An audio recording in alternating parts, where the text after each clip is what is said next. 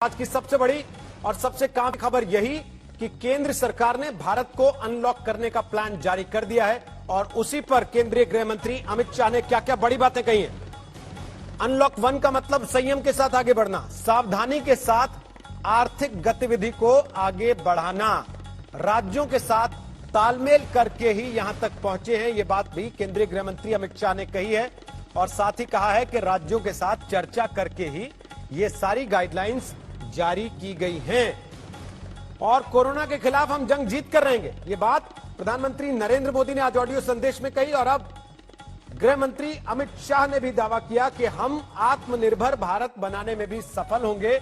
आपदा में अवसर तलाशने की जो बात प्रधानमंत्री नरेंद्र मोदी ने कही है उसमें आगे बढ़ने में कामयाब होंगे, क्योंकि दुनिया के मुकाबले भारत में संक्रमण कम है। भारत में मरने वालों का आंकड़ा भी दुनिया के मुकाबले काफी कम है और नरेंद्र मोदी ने देश को जोड़कर कोरोना की लड़ाई लड़ी है। यह बात भी गृह मंत्री अमित शाह ने कही है। उन्होंने दावा किया कि 41 करोड़ लोगों के खाते में पैसा डाला है केंद्र की सरकार ने। 3 करोड़ बुजुर्गों और दिव्यांगों को 2800 करोड़ रुपए उन तक पहुंचाए गए हैं। राज्यों को शुरुआती खर्चे के लिए 11,000 करोड़ रुपए मुहैया कराए गए हैं।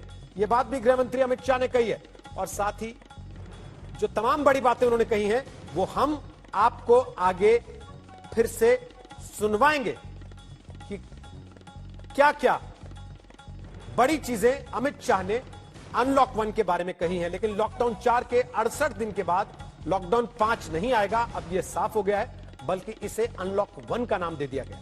यह जिंदगी को सामान्य बनाने की दिशा में एक बड़ा कदम है। यह अनलॉक 1 1 जून से 30 जून तक चलेगा और इसकी गाइडलाइंस आज सामने आ गई है। आज इन गाइडलाइंस के बारे में आपको हम विस्तार से समझाएंगे। सबसे पहले अनलॉक 1 की बड़ी बात यह है कि शॉपिंग मॉल्स 8 जून से खुल जाएंगे। 8 जून से ही होटल, रेस्टोरेंट, सलून, ये सब चीजें भी खोल दी जाएंगी। 8 जून से ही धार्मिक स्थल शर्तों के साथ खुल सकेंगे।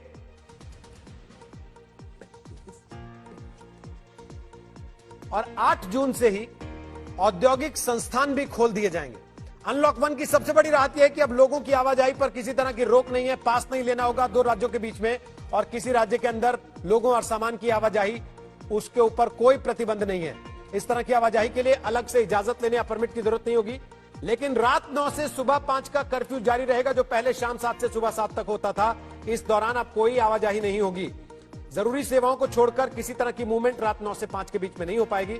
लेकिन कंटेनमेंट जोन के बाहर आर्थिक गतिविधियों में अब छूट दे दी गई है और कंटेनमेंट जोन के अंदर पाबंदियां लागू रहेंगी। यहां आपको यह भी देख लेना चाहिए कि कौन कौन सी जगहों और गतिविधियों पर अब भी लॉक लगाकर रखा गया। सिनेमा हॉल, बार, ऑडिटोरियम, ये अभी भी बंद रहेंगे।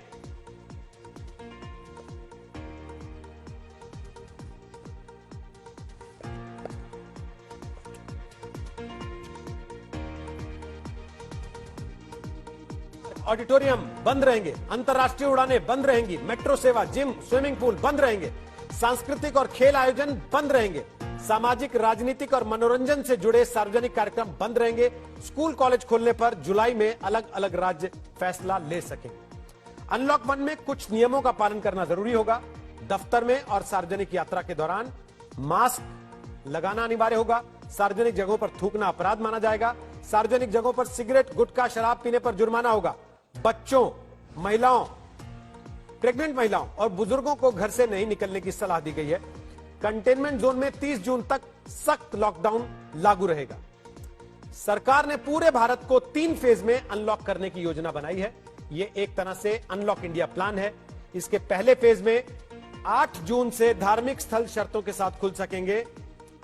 होटल, रेस्टोरेंट खुल जाएंगे 8 जून से। हॉस्पिटैलिटी से जुड़ी सेवाएं शुरू हो जाएंगी। शॉपिंग मॉल्स 8 जून से खुल जाएंगे। हालांकि स्वास्थ्य मंत्रालय इसके लिए दिशा निर्देश भी जारी करेगा ताकि इन जगहों पर सोशल डिस्टेंसिंग बरकरार रहे और कोरोना का संक्रमण फैलने की वजह ये जगह ना बने। अनलॉक इंडिया प्लान के दूसरे फेज में स्कूल, कॉलेज, एजुकेशन, ट्रेनिंग और कोचिंग इंस्टीट्यूट, उनका नंबर आएगा। लेकिन राज्य सरकारों से सलाह लेने के बाद इनको खोला जाएगा। राज्य सरकारें बच्चों के माता पिताओं और संस्थानों के साथ बात करके इस पर फैसला करेंगी, लेकिन यह फैसला जून में नहीं होगा, जुलाई में मुमकिन है। और अनलॉक इंडिया प्लान के तीसरे फेज में कोरोना संक्रमण और उससे पैदा हुए हालात का जायजा लेने के बाद ही कुछ सेवाएं शुरू हो पाएंगी। इनमें खासतौर पर अंतर्राष्ट्रीय उड़ानें, metro rail, cinema hall, gym, swimming pool, entertainment park, theatre, bar, auditorium और असेंबली हॉल, धार्मिक समारोह, राजनीतिक रैलियां, खेल के इवेंट और सांस्कृतिक समारोह भी शामिल हैं, जिन पर तीसरे फेज में फैसला होगा। यानी कि फिलहाल इन पर रोक रहेगी, किसी तरह के सामाजिक आयोजन अभी नहीं हो पाएंगे।